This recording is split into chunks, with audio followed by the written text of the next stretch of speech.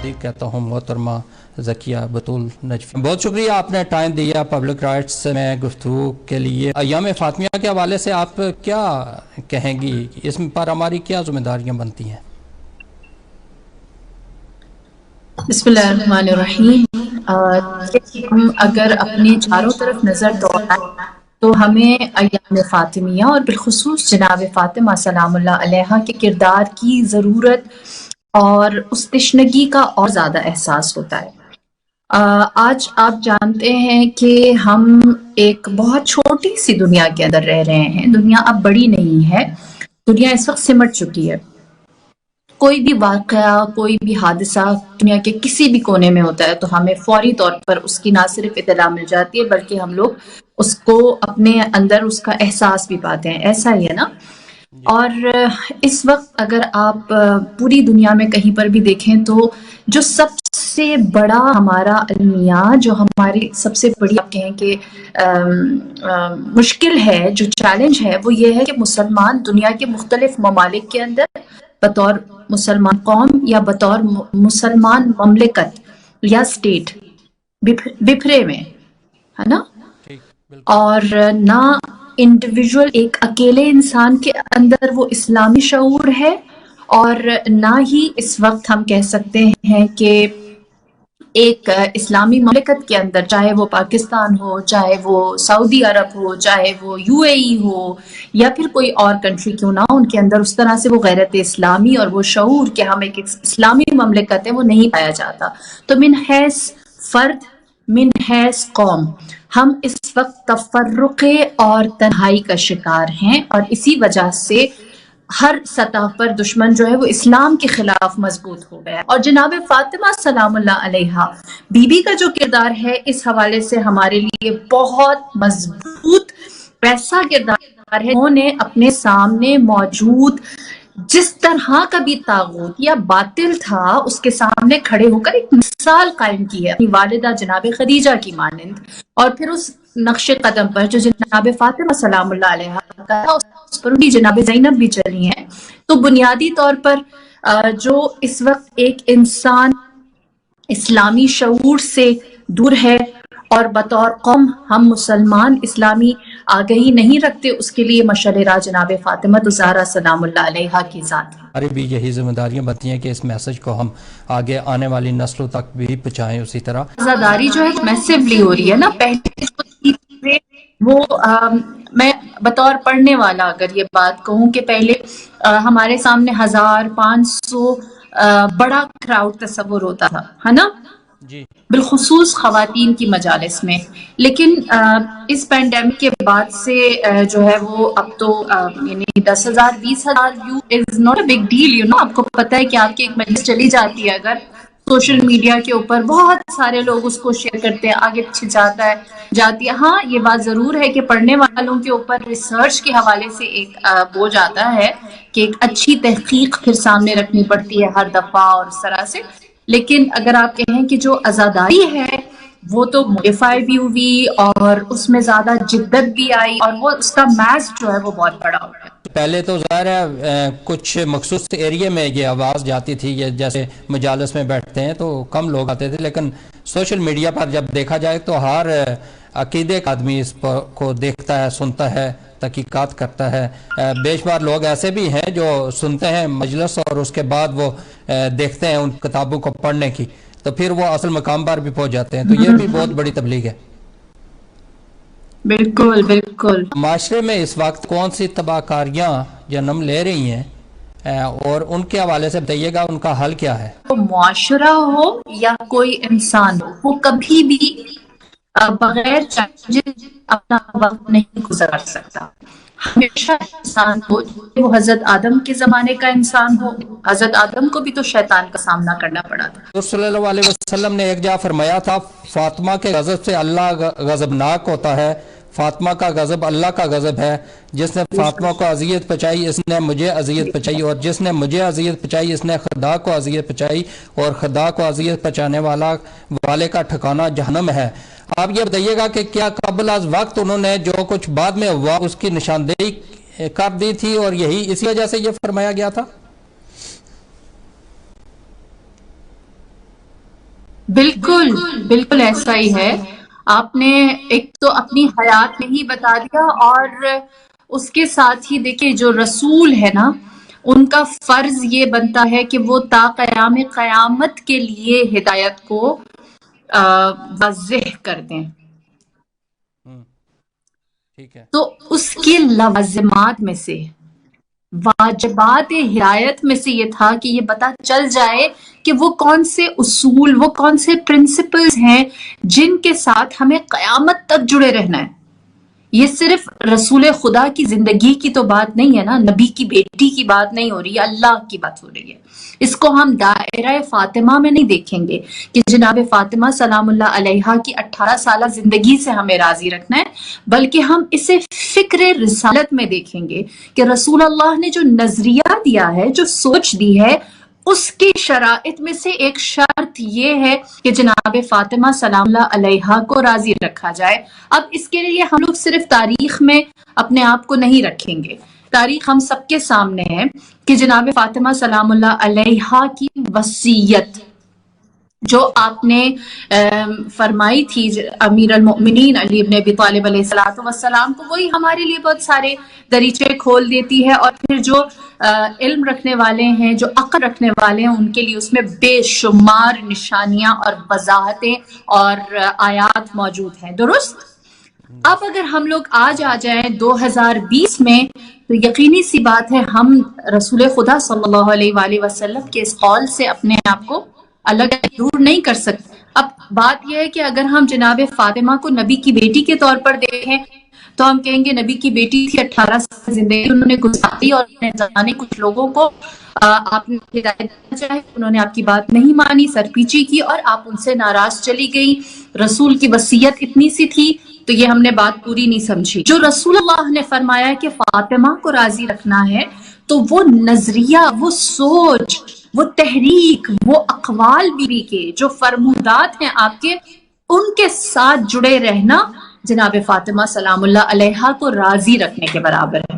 جس طرح انہوں نے ان مشکلات کا سامنا کیا اور صبر کا مظاہرہ کیا، آج کل کی جو خواتین ہیں انہیں بھی کس قسم کا صبر کرنا چاہیے ان کے نقش قدم پر چلنے کے لیے، اور کس طرح کرنا چاہیے، ذرا رہنمائی کیجیے گا. جناب فاطمہ سلام اللہ علیہا کے اگر ہم صبر کی بات کریں، ہمارے سامنے بی بی کا یہ فرمان جو ہے وہ اس بات کو سمجھانے کے لیے کافی ہے کہ آپ نے فرمایا کہ جو آپ نے رسول اللہ علیہ وآلہ وسلم کی قبر مطہر پر پڑھا، آپ نے فرمایا کہ جو مصیبتیں میرے اوپر پڑی، اگر وہ پہاڑ پر پڑتی تو وہ ریزہ ریزہ ہو جاتے، اگر وہ روشن دنوں پر پڑتے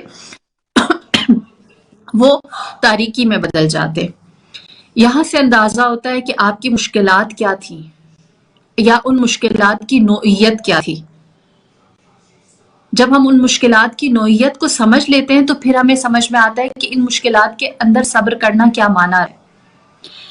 جناب فاطمہ سلام اللہ علیہا کا سب سے پہلا صبر، دیکھیے صبر کا مطلب خاموشی ہے، صبر کا مطلب خاموش ہونا نہیں ہے. صبر کا مطلب ہے کہ آپ جو درست راہ ہے اس کو لیں اور اللہ کی نعمتوں کی ناشکری نہ کریں.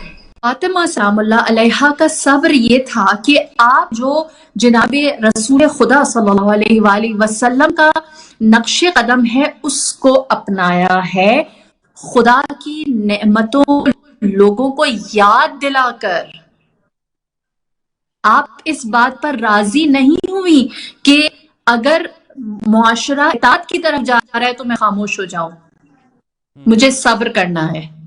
اگر علی ابن ابی طالب کی ولایت اور غدیر کو فراموش کیا جا رہا ہے تو آپ نے یہ نہیں کہا کہ اگر وہ بھلا رہے ہیں تو چلو جو ظلم ہو رہا ہے اس کو ہونے دو، میں خاموش ہو جاؤں، میں رسول کی بیٹی ہوں، میں صبر کی ملکہ ہوں.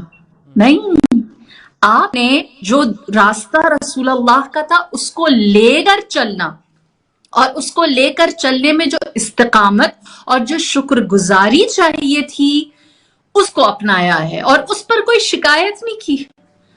آپ نے جناب فاطمہ الزہرا جو مولانا درس ہیں ان کا بڑا پیارا ایک جملہ ہے، وہ فرماتے ہیں، غالباً ان کا کراچی میں کوئی سیشن ہو رہا تھا جس میں انہوں نے بڑی پیاری بات کی کہ جناب فاطمہ سلام اللہ علیہا کا صبر یہ ہے کہ آپ کو جن لوگوں نے مظالم کا نشانہ بنایا آپ نے ان کا نام زبان پر نہیں رکھا، اس سوچ کو بیان کر کے چلی گئی کہ جن جن لوگوں نے مجھے ناراض کیا ان کو میرے جنازے پر یا میری میت پر آنے نہیں دینا۔ یہ صبر ہے نا بی بی کا، کہ آپ نے اپنی تحریک چلائی ہے، آپ نے اپنا نظریہ رکھا ہے۔ قرآن میں خداوند کریم ارشاد فرماتا ہے، اور یہی آیت جناب زینب کبریٰ نے یزید کے دربار میں پڑھی تھی، جب یزید، آپ جس طرح کہہ رہے ہیں کہ حوصلہ بلند ہو گیا تھا، اس کا بھی بڑا حوصلہ امام حسین علیہ السلام کو ظاہری شکست دینے کے بعد بہت زیادہ ہو گیا تھا، تو بی بی نے فرمایا تھا، خدا قرآن میں کہتا ہے کہ انما نملی لہم لیزدادوا اثما، ہم نے تمہاری رسی اس لیے دراز کی ہے تاکہ تم اپنے گناہوں میں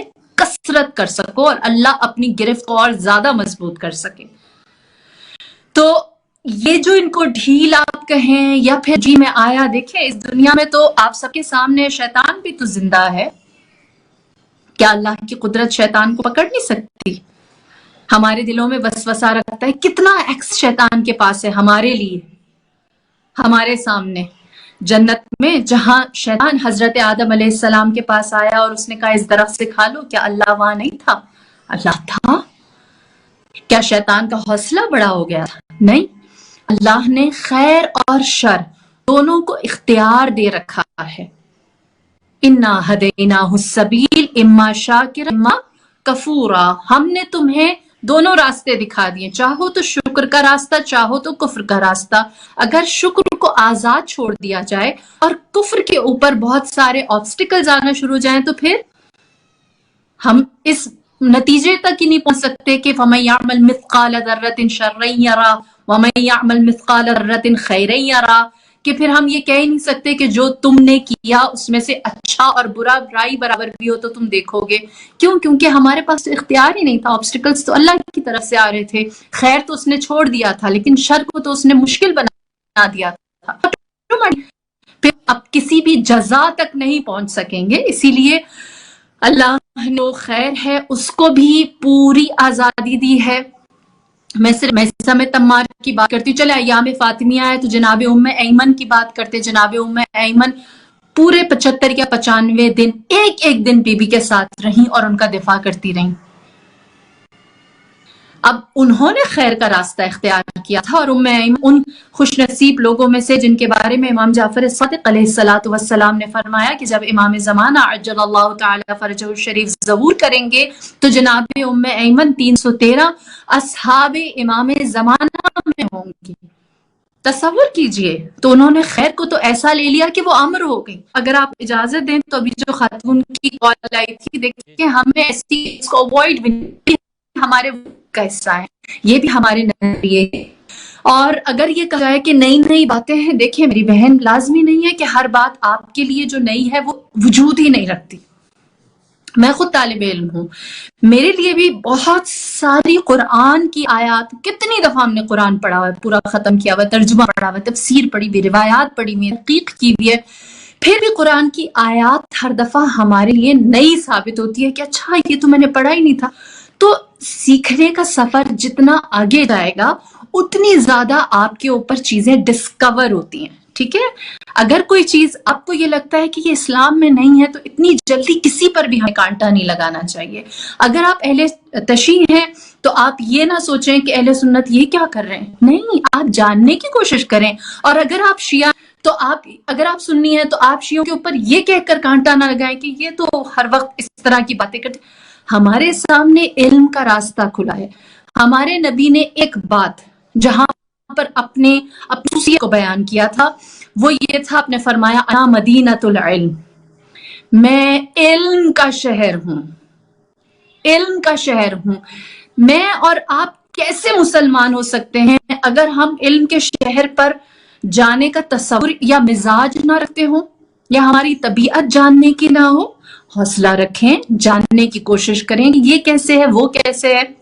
اور ایک بات جو میں ضرور بیان کرنا چاہوں گی، جتنے بھی شیعہ عقائد ہیں اور جتنے بھی سنی عقائد ہیں، ان کے لیے آپ کو ہمیشہ عقائد کی بنیاد، ان کے لیے ہمیشہ آپ کو قرآن سے ریفرنس مل جاتا ہے، ٹھیک ہے؟ تو اگر آپ قرآن کو اپنا اور ہمارا سورس بنائیں گی تو ہم ایک جگہ آ جائیں گے، ورنہ آپ مجھے برا کہیں، میں آپ کو برا کہوں گی، اسلام کہیں نہیں پہنچے گا. حدیث قصہ میں بھی رسول اللہ کیا فرماتے؟ انی اجدو فی بدنی ضعفا. اس جملے کو کیسے سمجھائیں کہ رسول اللہ آ کر جناب فاطمہ سے کہتے ہیں کہ مجھے کمزوری کا احساس ہو رہا ہے، اپنی چادر دے دو. کتنی بڑا گاہ ہے نا. یہ بچے دیکھ رہے ہیں کہ جو نظریہ، مقصد جو رسول اللہ صلی اللہ علیہ وآلہ وسلم کا ہے وہ صرف نانا کا نہیں ہے، ماں اس میں بہت بڑی سپورٹ ہے، اس مشن میں شامل ہے. جہاں رسول اللہ کو معاونت کی ضرورت ہے وہاں وہ حاضر، وہاں وہ تیار ہوتی ہیں. پھر تیسرا جو معاملہ ہے وہ امیر المؤمنین علیہ الصلوۃ والسلام کے ساتھ ہے کہ جس میں آپ نے ذات علی ابن ابی طالب سے زیادہ جو معاشرہ ہے اس میں وجود ولایت کو ثابت کیا ہے، کیونکہ ولایت کو لوگ ماننے کے لیے اس طرح سے راضی و تیار نہیں تھے. سوچے، تصور کریں، ان بچوں کی آنکھوں نے دیکھا ہے ماں ہر انصار اور مہاجرین کے دروازے پر جاتی ہے، دربار میں جاتی ہیں، جب قبر میں جاتی ہیں، قبر رسول خدا پہ جاتی ہیں تو مہاجرین اور انصار کی خواتین کو ساتھ لے کر جاتی ہیں. جب لوگ عیادت کے لیے آتے ہیں تو ان کے سامنے رسول اللہ کے اقوال کو نقل کرتی ہیں. جب لوگ آپ کے پاس آپ کی عافیت جاننے کے لیے آتے ہیں تو آپ تاریخ کے وہ حوالے جو ولایت علی ابن ابی طالب کو ثابت کرتے ان کو بیان کرتی ہیں. تو بچوں نے ان تینوں فیزز کو جناب فاطمہ سلام اللہ علیہا کی زندگی میں دیکھا ہے، جس کے اندر ایک ذات، ایک انسان کیسا ہونا چاہیے، میدان عمل میں کیسا ہونا چاہیے اور میدان اطاعت میں کیسا ہونا چاہیے، جس کے اندر دین بھی ہے، جس کے اندر دنیا بھی ہے. تو دونوں چیزوں کے توازن کو بہترین صورت میں بی بی نے اپنے بچوں کے سامنے رکھا ہے. کووڈ-19 کی وجہ سے جو خواتین و حضرات جو مجالس میں جاتے ہیں ان کو کیا کیا حفاظتی تدابیروں کے ساتھ جانا چاہیے، ان کے لیے ایک میسج آپ کا اور پھر اجازت چاہیں گے. جی، میرے خیال میں اب تو دنیا بہت زیادہ عادی ہو گئی ہے کووڈ-19 کی اور بہت بہتر جانتی ہے کہ اب کس طرح سے جانے کی ضرورت ہے. بات بنیادی طور پر میں یوں کہوں کہ جذبہ ہونا چاہیے کہ آپ دوسرے عزادار کی حفاظت کا یہ سوچ کر کہ آپ شرکت کر رہے ہیں، یہ سوچ کر مجلس کو اٹینڈ کریں کہ آپ کی وجہ سے کسی دوسرے عزادار کو تکلیف نہ پہنچے، چاہے وہ اس کی جان، چاہے وہ اس کا مال ہے یا اس کی عزت ہے. تو آپ یقینی طور پر وہ سارے پریکاشنز لے کر نکلیں گے اپنے گھر سے، جس سے بیماری بلکہ یو کے میں تو زیادہ اس وقت پھیلا ہوا ہے. پاکستان میں بالخصوص اسلام آباد میں تو چیزیں کافی بہتر ہو گئی ہیں، اللہ کا لاکھ لاکھ شکر ہے. تو اور بالخصوص برمنگم میں تو شاید زیادہ ضرورت ہے موسم کی وجہ سے بھی، اور جب جو ایریاز ہیں ان میں ذرا زیادہ ہمارے لوگ گھلنے ملنے کی بھی شوقین ہوتے ہیں، بہت محبت ہے لوگوں میں. تو جب بھی نکلیں تو یہ سوچ کر نکلیں کہ آپ دوسروں کی حفاظت کرنے والے بنیں، کسی کو نقصان پہنچانے والے نہ بنیں انشاءاللہ. بہت بہت شکریہ محترمہ، آپ نے بہت اچھے طریقے سے ہمیں آگاہی دی اور اس پر گفتگو کی. کالرز تھے ان کے بھی جوابات دیے. آپ کا ایک بار پھر بہت بہت شکریہ. کوشش ہوتی ہے کہ ہم موقع کی مناسبت سے جو ایام آئے ہیں اس حوالے سے ٹاپک کو سلیکٹ کریں، اس پر گفتگو کریں، اور پھر یہ بھی کوشش ہوتی ہے کہ جو آپ لوگ گھروں میں بیٹھ کر ہمیں دیکھتے ہیں، آپ کال کر کے کوئی اگر الجھن ذہن میں ہے پوچھ سکتے ہیں. لیکن یہ زیادہ تر دیکھا گیا ہے کہ لوگ اپنی رائے تو دیتے ہیں لیکن کوسچن نہیں کرتے. تو ہماری کوشش ہوتی ہے کہ ہمارے دیکھنے سننے والوں کے ذہن میں یہ چیز ہو کہ وہ سوال کیا کریں، کیونکہ جو اسلامک اسکالرس یا دوسرے جو اہم شخصیات مختلف ٹاپک کے حوالے سے ہمارے پروگرام میں ہوتی ہیں، وہ بڑی مشکل سے یہاں جب 1 گھنٹہ یا 2 گھنٹے دیتے ہیں ہمیں، تو اس سے فائدہ اٹھانا چاہیے آپ لوگوں کو. تو یہی ہماری کوشش ہوتی ہے کہ ایسے لوگوں کو آپ کے سامنے لایا جائے تاکہ آپ بھی معلومات حاصل کریں. انشاءاللہ صحت رہی، زندگی رہی تو دوبارہ نیکسٹ ویک نئے مہمانوں نئے موضوع کے ساتھ آپ کی خدمت پہ حاضر ہوں گے. اس وقت تک کے لیے اجازت دیجیے.